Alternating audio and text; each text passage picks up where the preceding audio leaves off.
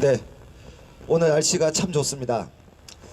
저희가 2017년도에 이곳에서 그때 태극기 집회를 했던 기억이 새록새록 나는군요. 그때 정말 여기 아라리오 광장일 겁니다. 이 광장을 가득 메웠던, 그래도 정말 순진하게 대한민국 국민들이 평화로운 시위를 하면 이 나라가 좀 바로 잡힐 거라고 생각했었는데, 우리가 이런 시위 집회를 하고 그리고 순진한 목소리 내는 이 순간, 이 문재인 정권에서는 대한민국의 법을 바꿔서 본인들이 이제 이 정권이 끝나더라도 본인들이 이 대한민국을 좌지우지하려 하는 그러한 법을 제정했고 하려고 하고 있습니다. 그래서 우리가 좀 더 정신을 차려야 될 텐데, 지금 많은 국민들이 그냥 익숙해지고 있는 것 같습니다. 지금 이 현상에 대해서 그냥 뭐 어쩌겠어, 우리가 무엇을 할 수 있을까 하고 익숙해져 있는 것 같습니다. 그래서 지금 저희들이 강민구 대표나 저나, 그래서 우리가 청년이 주도하는 탄핵 집기라는 우리가 집회를 지금 3차까지 했습니다. 그래서 지금 이번 제 12월 8일 일요일 오후 1시에 마룬에 저희가 4차 집회를 하는데, 저희들이 그 집회를 하면서 지금 가로세로 연구소, 백모 박성현 주필, 그다음 미디어워치 등등 해서 저희들이 왜 그걸 하냐면, 이제 우리가 단순히 탄핵만의 문제가 아니라 우리 일반 국민들이 정치인들의 눈치를 보지 않고 어떤 특정인들에게 우리가 줄어서지 않는, 우리 독립된 정말 우리 일반 국민들이 목소리를 내고 그 조직화를 만들어 가기 위해서 저희가 탄핵 집기라는 그 주제를 가지고 집회를 해 나가고 있습니다. 이제 보면, 제가 조금 전에도 이제 강 대표한테 얘기를 했는데, 사람들이 큰 집회 뭐 서울역이든 광화문이든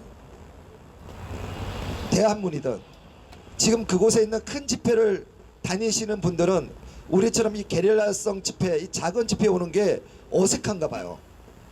그래서 큰 집회, 저는 제가 정말 하고 싶은 것 중에 하나가 뭐냐면, 얼마 전에 뉴스타운 손상대 두 형제분이 성공을 하셨는데, 전국에서 동시다발적인 집회를 한번 해보는 겁니다. 같은 주제를 가지고 동시다발적인 집회. 그래서 정말 서울에 있는 그 몇천 명이, 많이도 말고 100명, 200명 단위로 광역시를 기준으로 해가지고 동시다발적인 집회를 하면 그 파급 효과가 어떨까, 이런 생각을 해봅니다. 그래서 지방에서 올라가시는 분들이, 지방에서 서울로 올라가시는 분들이 그 차비만 하더라도 현수막 하나씩 맞춰가지고, 큰 것도 없어요. 이렇게 조그만한 앰프 한 몇십만 원 합니다. 그래서 이 가령 천안이면 뭐 이제 단체 이름 얘기하자는 게 아니라, 우리 충무공 의병단에서 토요일 일요일을 이 아라리오 광장 이곳에서 계속 반복된 얘기를 하시는 거예요. 이게 만약 전국에서 계속 이루어진다면, 그리고 단순히 문재인 퇴진이 아니라 왜 이자가 물러나야 되는지, 거기에 대해서 조곤조곤 목소리가 클 이유도 없어요. 조곤조곤 얘기를 하다 보면 사람들이, 내가 생각했던 문재인의 그 문제가, 이름이 그러네. 내가 생각했던 문제가 정말 문제가 참나 그러네요. 진짜 문제네요. 예, 그렇게 아마 사람들이 생각하고 할지도 모릅니다. 그렇게 해서 지속적으로, 과거 이 좌파 애들은 이게 전국적인 조직망이 형성이 되어 있기 때문에, 그들은 한 명이든 두 명이든 저기 녹음된 앰프를 갖다 놓고 계속 반복적으로 하고 있습니다. 그들이 수십 년 걸쳐서 해왔던 걸 우리는 사실 따라만 하면 되는데, 아직 우리는 그런 데 익숙하지가 않는 거예요. 아직 우리는 우리 목소리를 내는 데 있어서 우리가 주저를 하고 있는 게 참 안타깝습니다. 오늘 이곳에 보면 지금 제가 알기로는 그 자유한국당 여기 관계자분도 여기 와 계시고, 그리고 오늘 여기에 집회라고는 처음 와 보시는 분도 와 계신 걸로 제가 알고 있습니다. 우리가 살아오면서 이런 집회에 참석하고 시위를 하고 지금 여기 여러분들 아시는 이 피켓을 들고 있을 거라고 생각들 하고 사셨습니까? 그런데 이제 만약 문재인이 물러나든 우리가 끌어내리든 어쨌든 문재인이가 그 임기를 다 채우든 간에 이제 우리는 지속적으로 우리들의 목소리를 내는 훈련을 앞으로 계속 하셔야 됩니다. 지금 우리가 평생을 열심히 살아온 제가 문재인 같은 자가 대통령이 된 겁니다. 지금 앞에 계시는 여러분들께서 내 자녀들, 내 손자 손녀들 열심히 키운 제가 지금 문재인이가 대통령이 된 겁니다. 좌파들처럼 우리도 대기업을 삥을 뜯어 먹었다면 문재인이가 대통령이 되지 않았을 겁니다. 왜? 좀 말이 이상하죠? 그렇습니다. 우리나라 대한민국 국민들이 내 가족이 잘 올바르게 키우고 내가 직장에서 열심히 일을 하고 정말 땀 흘려서 여러분들이 계셨기 때문에 이 대한민국이 이렇게 자랑스러운 나라가 되었는데 지금 문재인을 비롯해서 평생을 대모질만 하고 삥 뜯어서 살아왔던 그 자익들이 이 대한민국 정권을 잡도록 우리나라 경제가 됐던 정치가 됐던 문화예술가 됐던 그곳에서 대한민국 국민들이 낸 세금으로 어떻게든 그 돈을 빼먹어 가지고 자기네들 세력화를 만들었던 그들이 지금 대한민국을 장악해버린 겁니다. 우리가 너무 이 나라의 그 정치판이든 아니면 그 세력화를 만들어 돼서 우리가 너무 무관심했던 겁니다.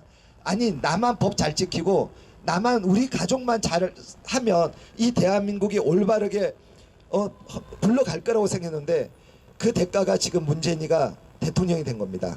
이제 우리 국민들도 일반 우리 저를 비롯해서 여기 와 계시는 분들 이 방송을 보고 계시는 분들도 이제는 우리 가족뿐 아니라 우리 집안뿐 아니라 내 직장뿐 아니라 이제 이 대한민국의 사회에서 일어나고 있는 일에 대해서 이번 문재인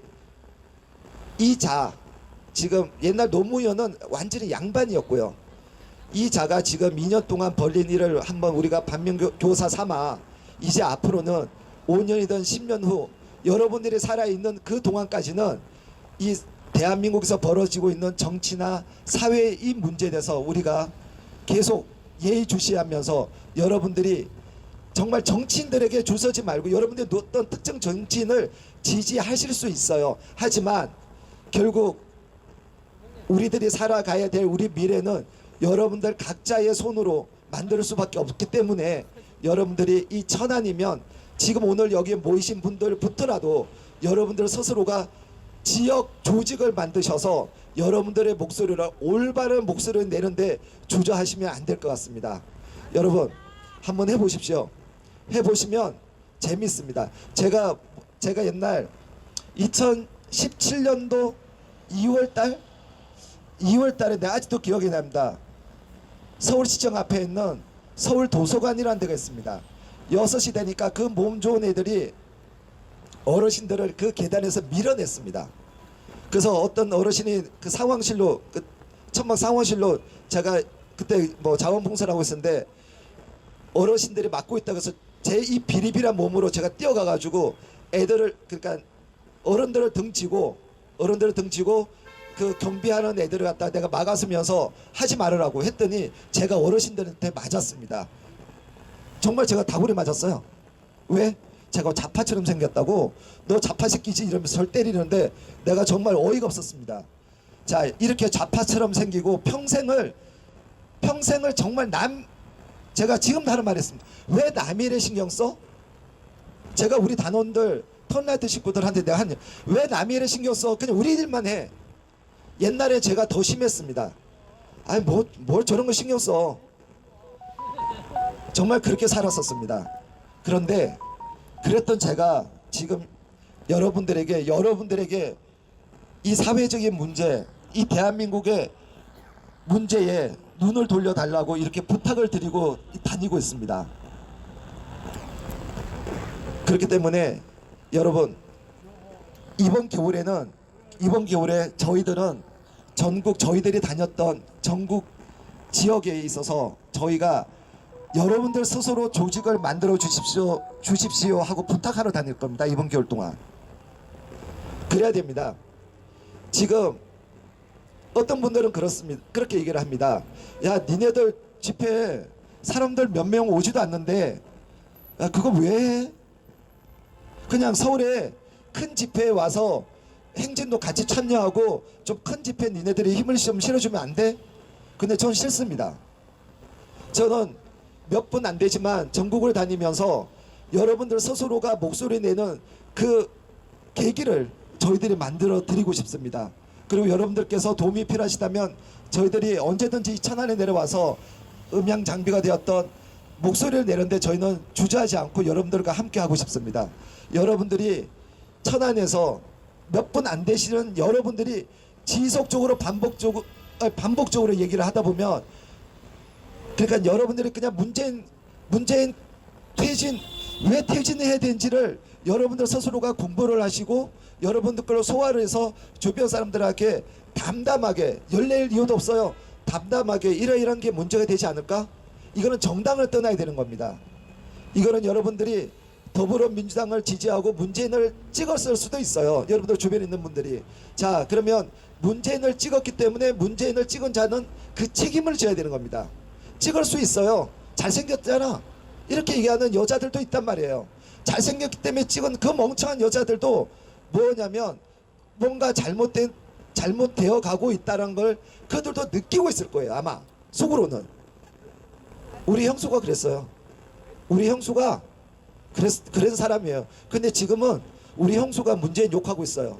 아우, 삼촌 문재인 너무 하는 거 아니야? 아우, 좀 어떻게 끌어낼 수 없어. 그러니까 형수 같은 사람이 이제 내가 알았다고 이제는 그렇게 우리 형수도 얘기를 해요.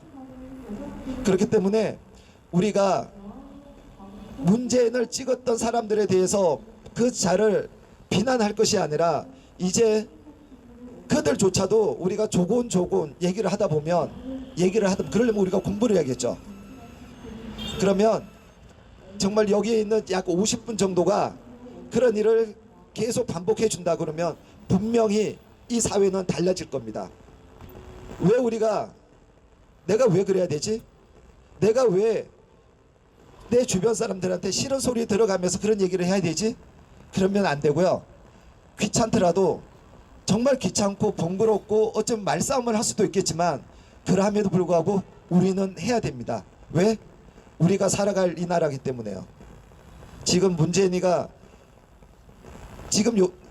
모르겠습니다. 지금 얼마나 큰 일이 터지려고 지금 미리 언론에서 문재인의 신복들, 정치 실세들, 백원호를 비롯한 그 자들에서 터뜨리는지는 모르겠는데 언론이 먼저 눈치를 채고 터뜨리고 있는지는 모르겠지만 정말 심각합니다. 그래서 지금 얼마 전 그 자유한국당의 황교안 대표가 목숨을 걸고 단식 투쟁을 했었죠. 그분께서 단식 투쟁을 했던 이유 중에 하나가 뭐냐면 패스트 트랙, 그러니까 그게 이제 법안을 통과시키는 그 방법 중에 하나인데 그 중에 두 가지가 가장 큰 문제였습니다. 금경 수사 조정안은 그거는 그렇게 또 중요하진 않아요. 쉽게 말하면 그거는 그들끼리 이제 할 문제인데 그걸 하나 끼워 넣은 거고요. 지금 연동형 비례대표제하고 공수처, 공직자 비리수사처라는 건데 그게 정말 심각합니다. 반헌법적인 일을 그들이 국회의원이라는 새끼들이 앞장서서 지금 법을 어기려고 하고 있습니다. 그 시도가 시작됐죠. 그래서 이번에 여러분들께서 아마 아실 겁니다. 조국, 그러니까 우리나라가 만들어지고 나서 전국에 있는 교수들 약 7,000명이 서명을 한 적이 없습니다. 7,000명이.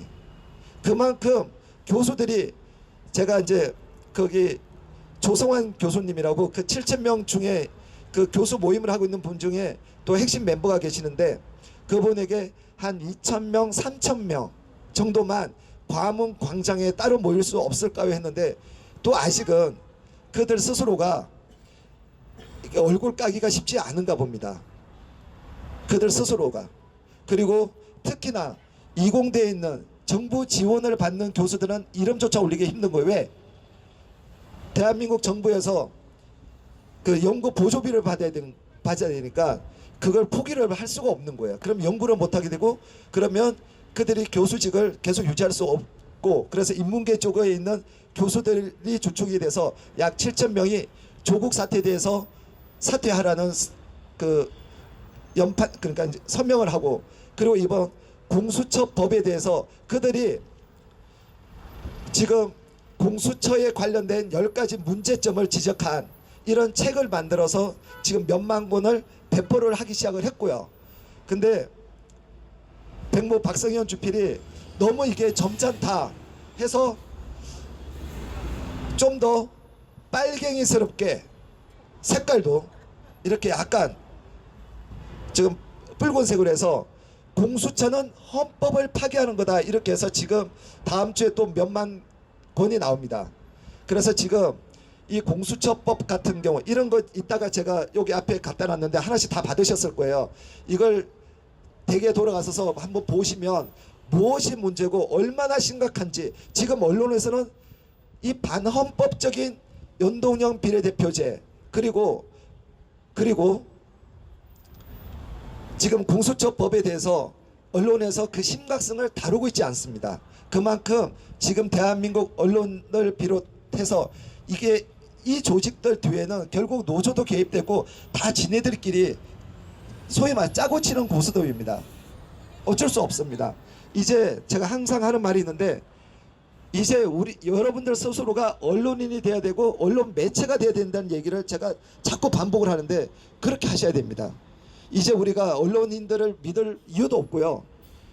정말 정치인들에게 기대할 문제도 아닙니다. 이게 지금 우리들이 여기 모인 우리들이 우리가 무슨 일을 할 수 있을까라고 생각해서도 안 되고요.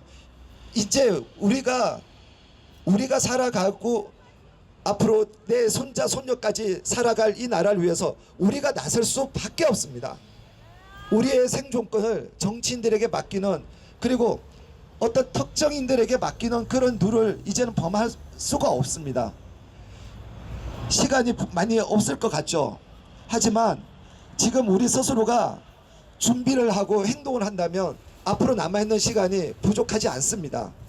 우리가 발을 동동 굴릴 그 시간에, 그 가슴 아래 할 시간에 우리가 좀 더 공부하고 우리가 주변 사람들에게 계속 이 사태의 심각성을 얘기를 한다 그러면 여러분들 스스로가 마음이 조금 편안해질 겁니다. 왜? 여러분들이 노력하고 있기 때문에 마음이 편해지실 겁니다. 저도 막 시간에 쫓겼거든요. 시간에 쫓겨서 정말 이러다가 나라가 망하는 건 아닌가? 그러면서 그렇게 고민을 했었는데, 이제 이 강 대표나 우리 장다른 변호사님 그리고 우리 단원들, 고생하고 있는 단원들과 나름대로 계획을 세워서 이렇게 다니다 보니까 정말 많은 분들이 저희 뜻에 동참을 해주시고 그리고 함께 움직이시는 걸 보고 아직, 그러니까 사람들이 정말 몰라서 그래요. 정말 몰라서 그런데 이 대한민국 실체를 조금씩 알아가시는 국민들이 생김으로써 이제 우리들은 그래 각성하는 국민들이 생김으로써 우리가 지금 남아있는 시간이 그렇게 모자라지 않다라고 저는 생각을 합니다. 그래서 여러분 멀리 갈 것도 없어요. 왜 우리가 지금 그 연동형 비례대표제 하면서 바로 그러지 않습니까? 정치개혁특위에서 이렇게 얘기를 합니다. 심상정의가 연동형 비례대표제 300명에 묶어놓고 우리가 연동형 비례대표제 딱 그 정치개혁특위 통과시키자마자 뭘 했습니까?